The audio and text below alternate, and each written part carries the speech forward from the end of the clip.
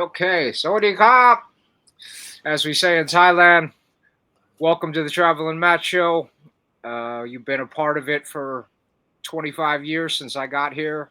I just want to get into how we met, how you became a DJ, how you got your name, and your journeys. This is DJ Jedi, also known as Champ, prolific record collector, as you can see behind him, and DMC champion for Thailand, as well as many other championships, and uh, and a good friend and partner of mine for a long time now since I got to Thailand.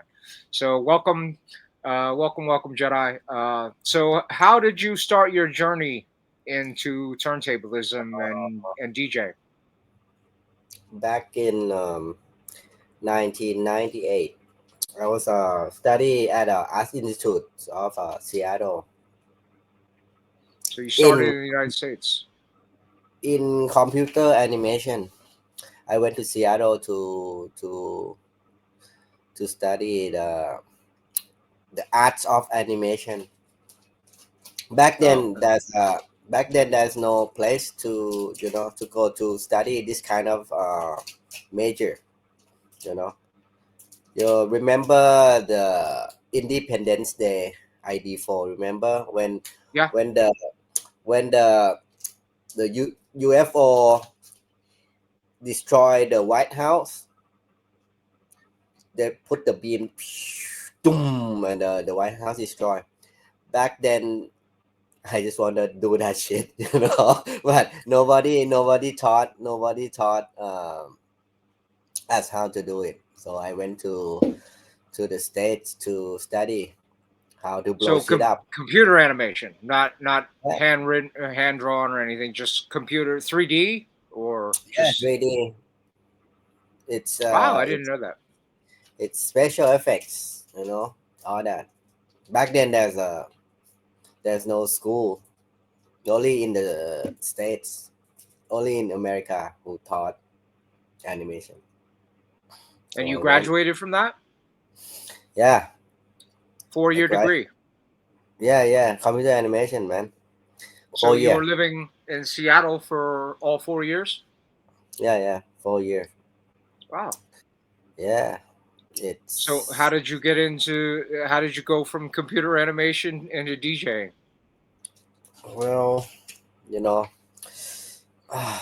like I was, walking around and find this video of a DMC video in a guitar center.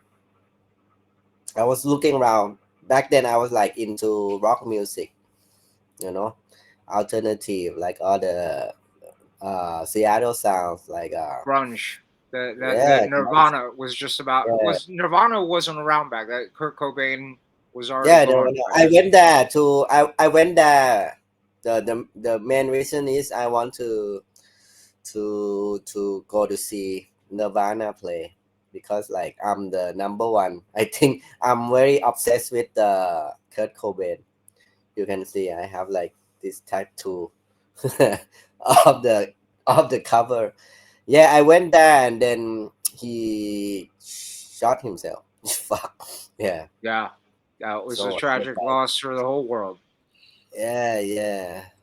So I just walking around looking for guitar, and then I saw this video, DMC video, scratching and Rock all that. Raider? No, I don't know. I can't remember. Like some like world final, 1998 world final I something. think I was there in New York at the Bowery Ballroom when they had that, actually. Yeah. Um, That when Chris won that year, 1998. He won. Shortcut also competing, like very good DJ competing, you know. So yeah, I was like, watching the whole tape. I was like watching, like, oh, very interesting. And the next day, I saw my guitar and buy a turntable. wow. Yeah, Okay. Yeah, that yeah, was yeah, about the time I was working for Loud Records. So I was very involved with that. Was about the time I met Rock Raider. Um, on their tour after that show in New York. Yeah. I went to that show with my man Tony. Mm. Um, that's an interesting coincidence. So you started in '98, not long before I got here. I do remember you were doing graffiti back then. I think I met Yeah, you on yeah, a yeah. night when you All were out the tagging. I was like into all the element of hip hop, you know. But I can't dance, so I just go with the art because I study art. So I go with the graffiti and the music side of element. Do you remember your first record? Shit, I don't know. It's just it's long time. I can't remember. I think I bought a bunch of like records. I can't remember though. It's long time. It's like, oh, 25 years ago. Yeah, that was Can't about remember. as that was Yeah, out. That was yeah. That was about the time I was figuring out on coming here because that was about the time I became a monk no, and came over here. it's a dirty habit. When you start buying it, you can't stop, and Yeah, then you just have the whole like this. yeah. you know? Do you have all the Um, records that you bought in the States over here now? yeah, man. Yeah. Wow.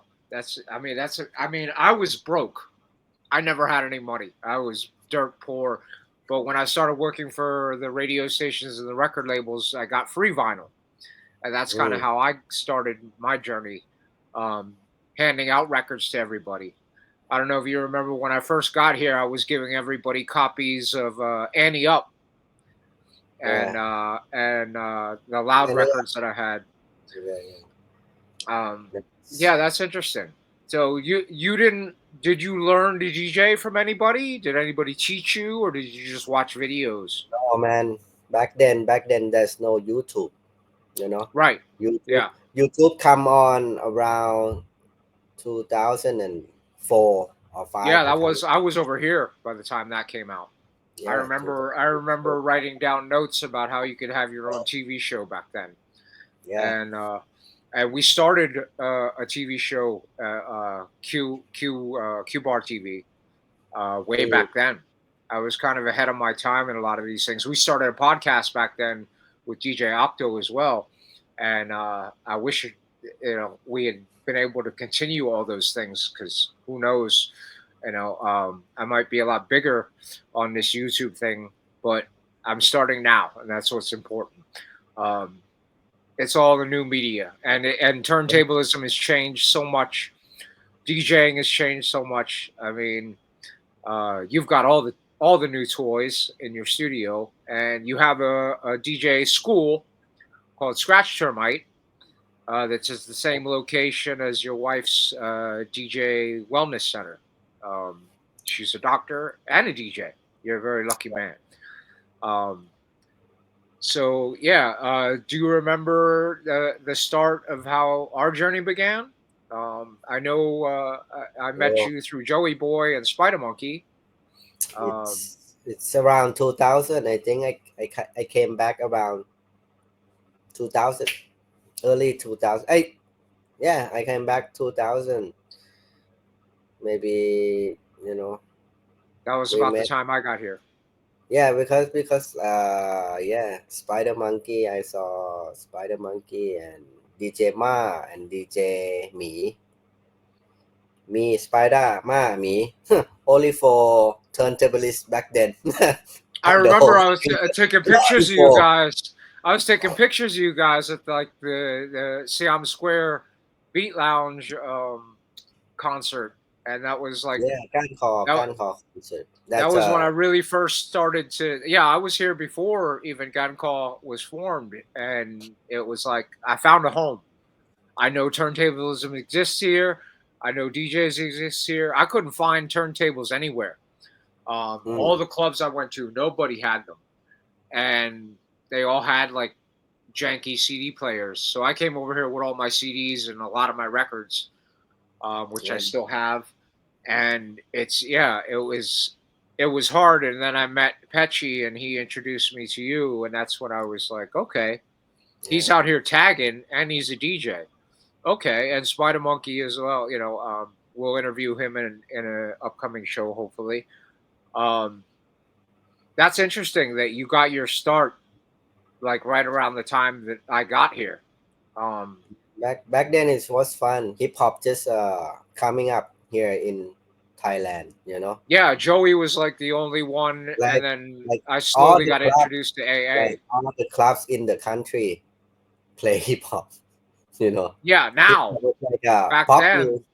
Mm. it was Back some then, it's like weird. they play the same shit everywhere. Well, they still Same, do that, yeah, but same. yeah, it's amazing. I remember getting into arguments and talking to people about how house music was the future, and you know, I knew that hip hop had a place here, and it's been amazing. It's been amazing 25-year journey since I got here to see Mm. how much it has evolved, how much kids are wanting to learn, and your DJ school. How many students do you have in your school now?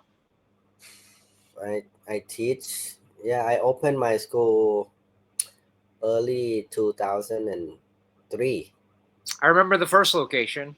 A lot of good graffiti in there, and it was the only And place I could find records. yeah, I opened it around, yeah, 2003, and then I closed my school around 2007. So it's like 4 years, three times, yeah, 4 years. Back then, oh, I teach like around like 300 students. Wow, Back then, I had yeah, no like idea. back Wow. then, back then it's like, people just want to learn, wanna wanna learn how to scratch and how to DJ, you know, It was hard to because of even find equipment. because of hip hop, very popular. It's new to teenagers. Yeah, and I remember like I would go. I went back and bought a bunch of records and came over here, and it would be like 3 months before that hot new track in America would make it over here because the internet was so slow and new. I mean, it was hard to even get internet in your house. You had to go to internet cafes to use the Yeah, internet, which was, you know, yeah, it's, yeah, it yeah. seems like Back ancient then, history, and nobody had smartphones. They didn't exist yet either. Um, yeah, so yeah, it was a different time. It's amazing how much the how old we are now and how much things have changed. yeah. Do you think Technology. do you think the future of hip hop and turntablism will will keep growing in Bangkok or in Thailand or Southeast Asia in general?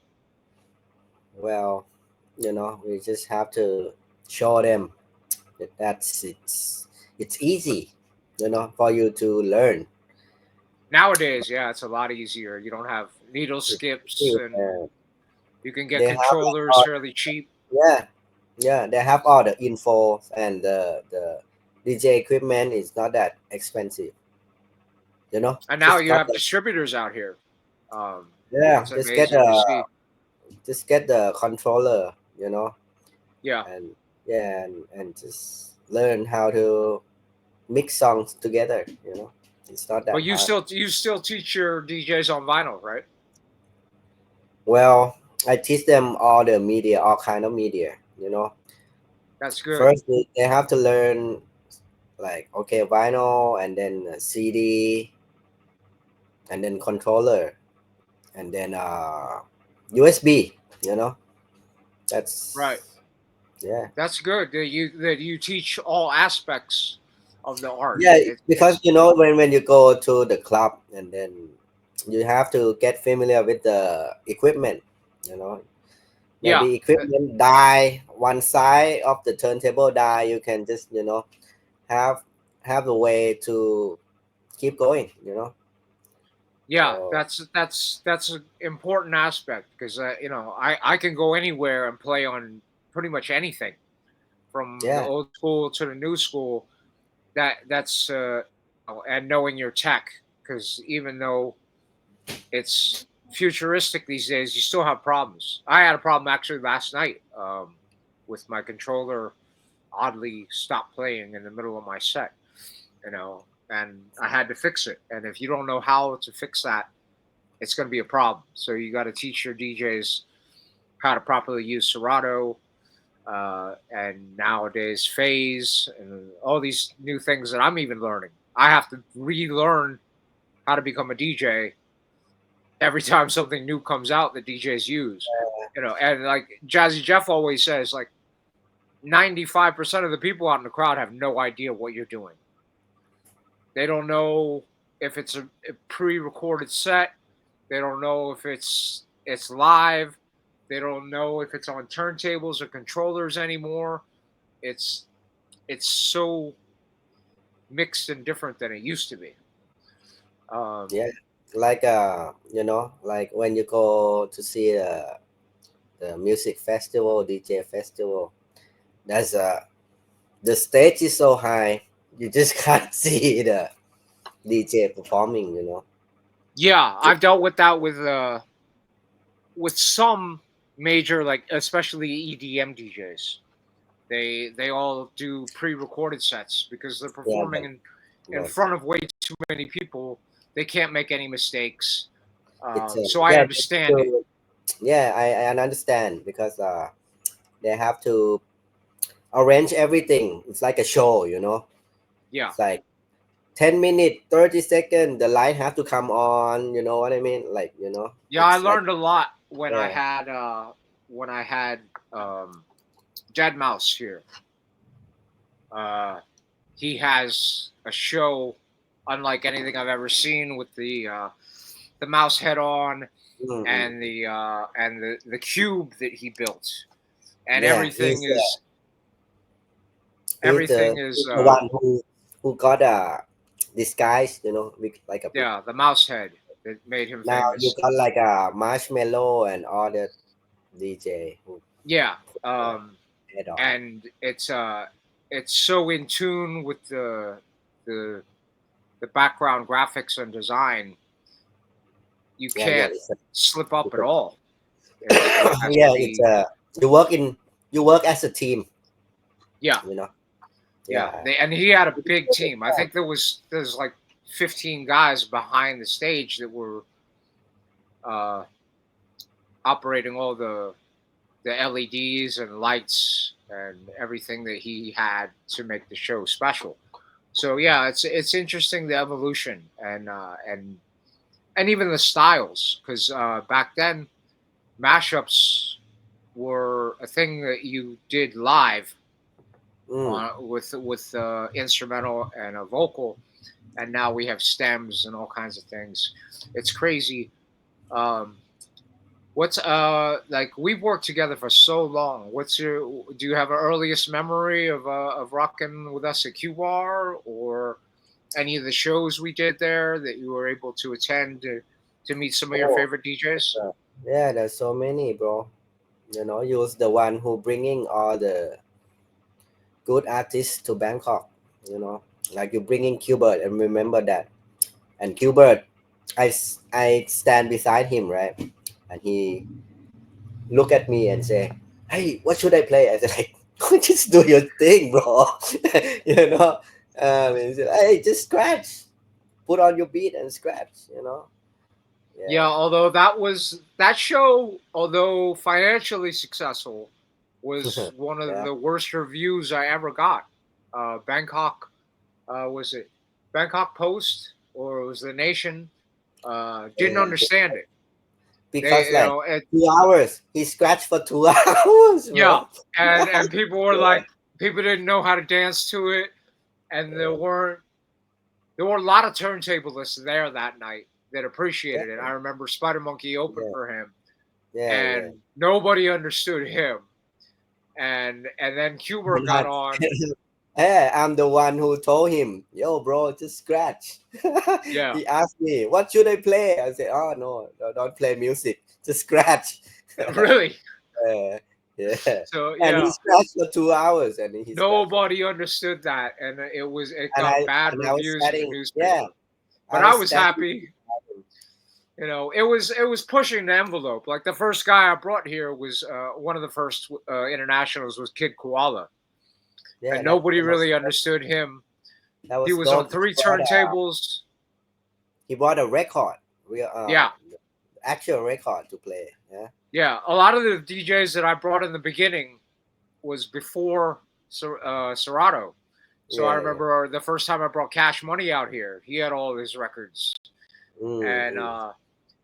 a lot of the DJs brought their own records, which was expensive and heavy, and uh, and Yeah. and yeah, it was amazing to watch. And I remember the first DJ I had over here with Serato was Cutmaster Kurt, Mm. and he pulled out the laptop and set up, and I was like, "What are you doing?"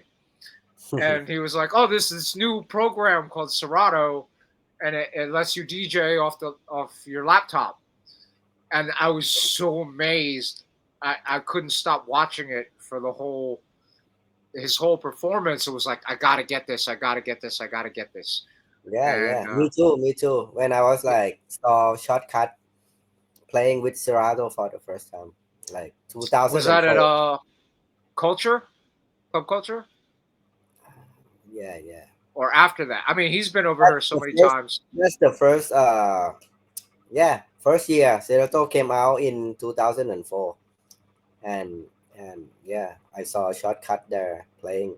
At the Yeah, that first gig, was. he was playing records, I and then remember he that. come back the next year with the Serato. I was like, oh, what the, yeah, you know. I saw Stanton before. Stanton Scratch Live, I think Stanton. I can't remember the name.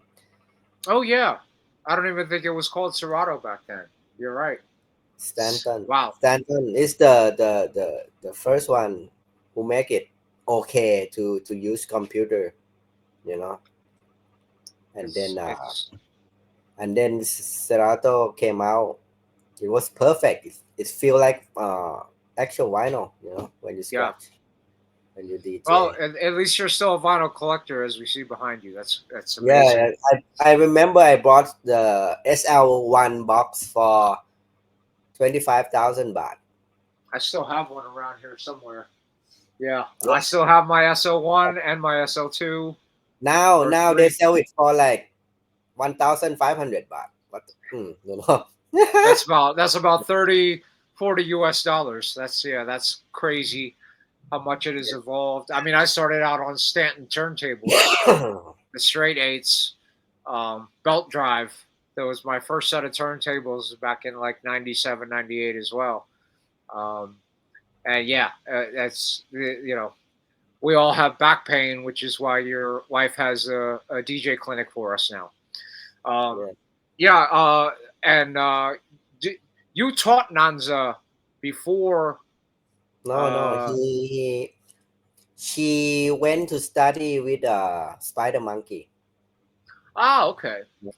I And I saw. remember you were. I can't remember. I remember her coming to Q Bar. I have photos, and I remember uh, hiring her as a DJ at Q Bar, and then kind of Mm. forgot about her. And then I opened up that Mad Club out at Rachida, and you suggested I hire her. And then you two worked together, I guess, every night there for 3, 4 months. How did you get to know her more? I thought you taught her, but Spider Monkey taught her. So Yeah, Spider did, Monkey. you met her? You got to know her at Mad? No, I get to know her at the Beat Lounge where she study DJ with Spider Monkey, you know. And I Oh, was okay. around the Beat Lounge all the time, so I saw her like practicing, you know. Yeah. I remember that's where I first saw DJ Nutty for the first time on it was DJ Scratch Day, and I went Mm. there and saw him and was like, "This kid's gonna be somebody." I remember watching him and all the samples he was throwing out, and He was doing like Spin Bad and JS1, where he was cutting in movie samples in between his scratches, and I was like, this is it. This kid's gonna be just like the next Spin Bad or JS1, and Yeah, he's the only one who specialized in anime music. You know? okay. I know he was a big anime fan. I could tell from the first time I saw him. I was like, oh, I'm gonna get to know this kid. I'm gonna see him around. Yeah, he Um, played like for the anime festival and what do you call it, anime convention and stuff. so So that's how doing he got his stuff. music and with the turntablist skill, very unique. Yeah, That's interesting. So how many years have you been married to Nanza now? three. 3 years now. Wow, time goes fast. Um, This year yeah, is that uh, club Mad was a big experiment. We spent a year in development, and then we opened it, and then 3 months later, the king died, and that was that. That was the end of that. But our journey still continues. We're working together at C'est La Vie, Coup d'etat, and Koi, and Q Bar. It goes way, way, way back. Do you remember your first time spinning at Q Bar? oh man, can't remember. Way I way was too many beers and blunts since then, huh? yeah, always drunk all the time. You know, Yeah, both of I us are older now. We've stopped drink like drinking. every day. I drink like every day for 20 years. You know, Yeah, 30, I probably 30 plus for me. yeah. For me, I don't think that I gonna have a child and get married and all that stuff. You know, Yeah, your daughter Leia. Oh, how never did you I get? never thought of that. Hmm. No one ever does. It's all about COVID. COVID have nothing to do for 2 years, man. So Now you've got a lot to do. Now I've got a lot to do. How did you get your name Jedi? Hmm? Did Sorry. someone give you the name DJ Jedi, or is that something you just came up with yourself? I went to study and animation, and the professor asked me to watch the Star Wars movie because I told him I never watched it before. Oh, Yeah, really? Excuse me while I plug in. Um,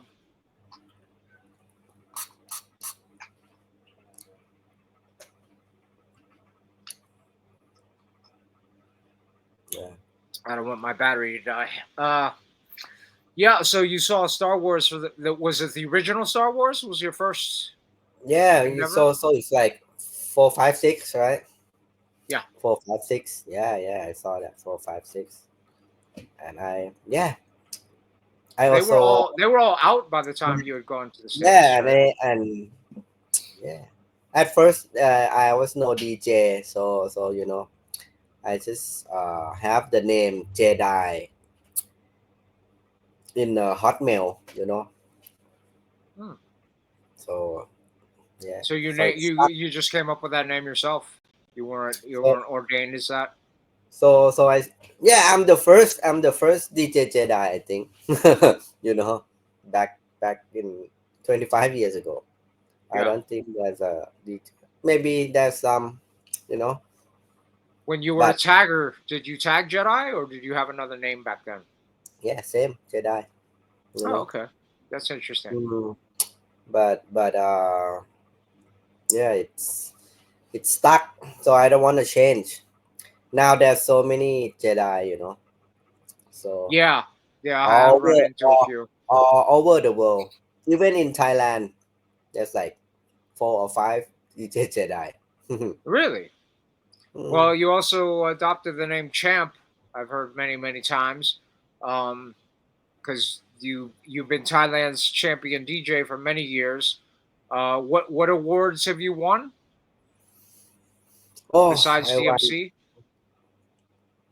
there's the first one I compete. It's MTV Moto Alert back in 2002, I think.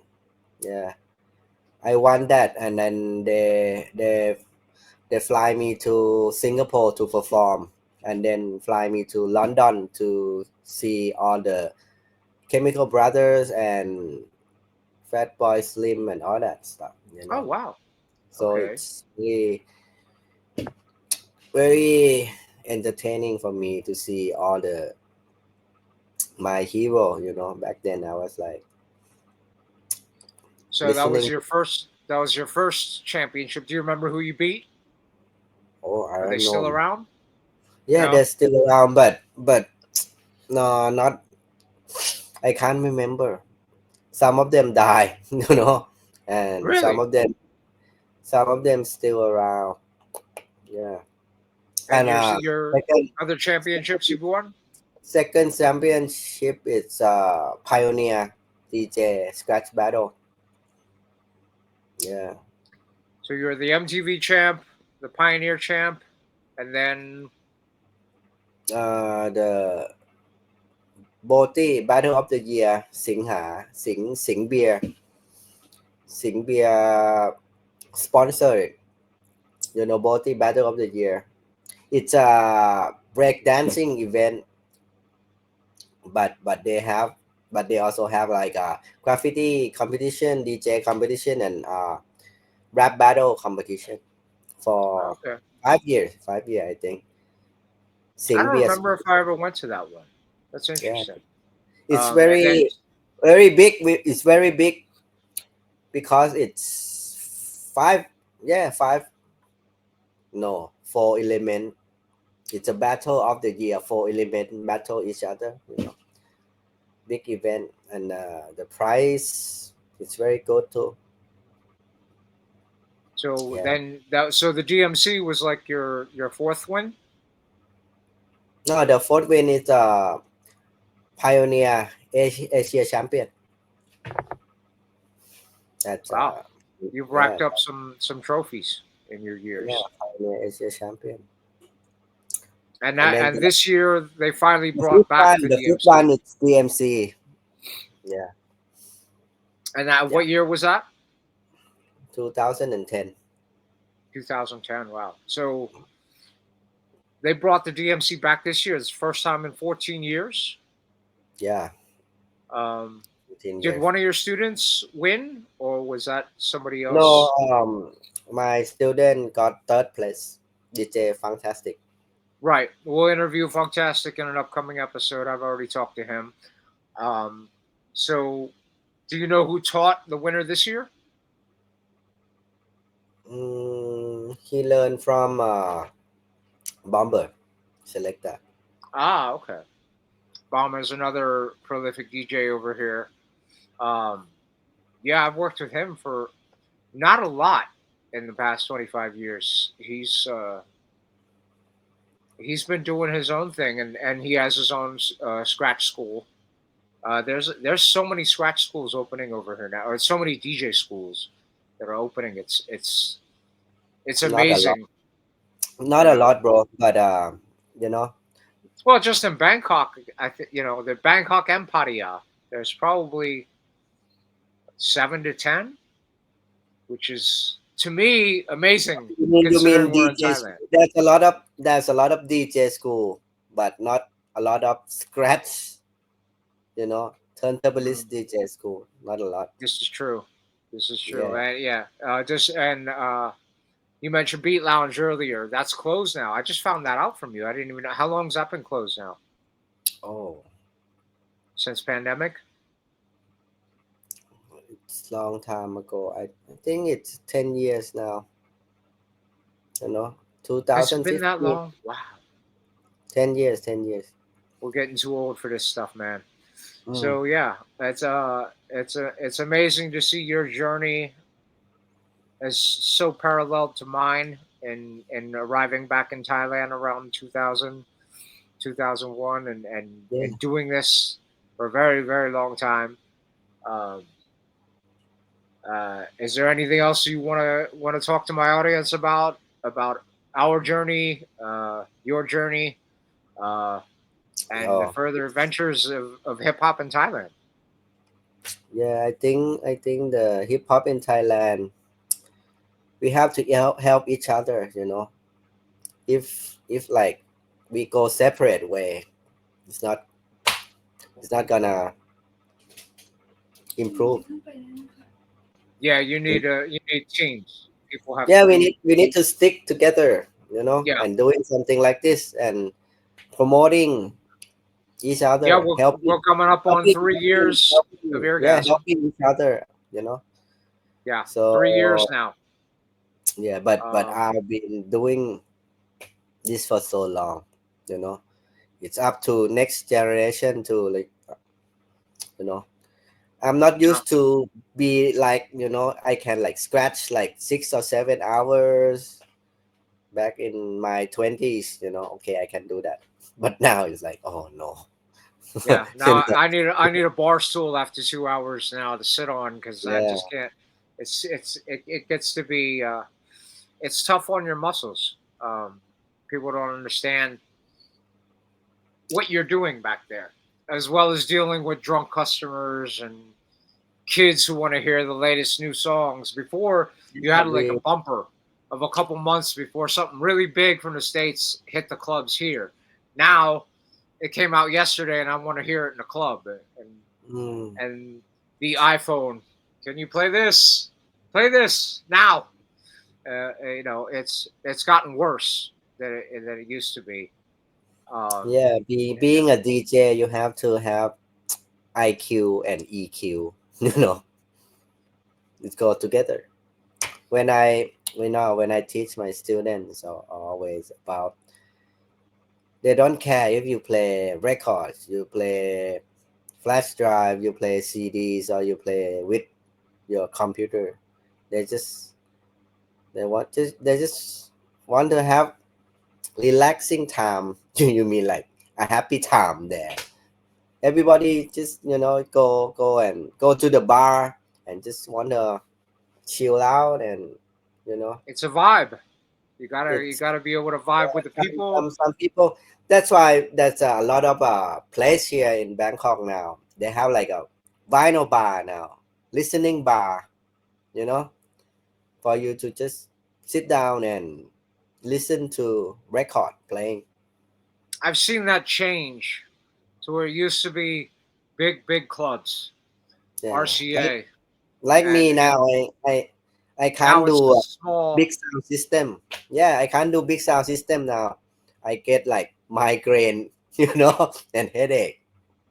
Yeah, and with all the lights and Yeah, small uh, speakeasies and smaller bars are now the hip places to go in Bangkok. That fit yeah, like 100, 200 people at the most. Before it was 2,000 people, all going crazy. But maybe that's just our age showing. yeah. I do I know there are some mega yesterday clubs over here.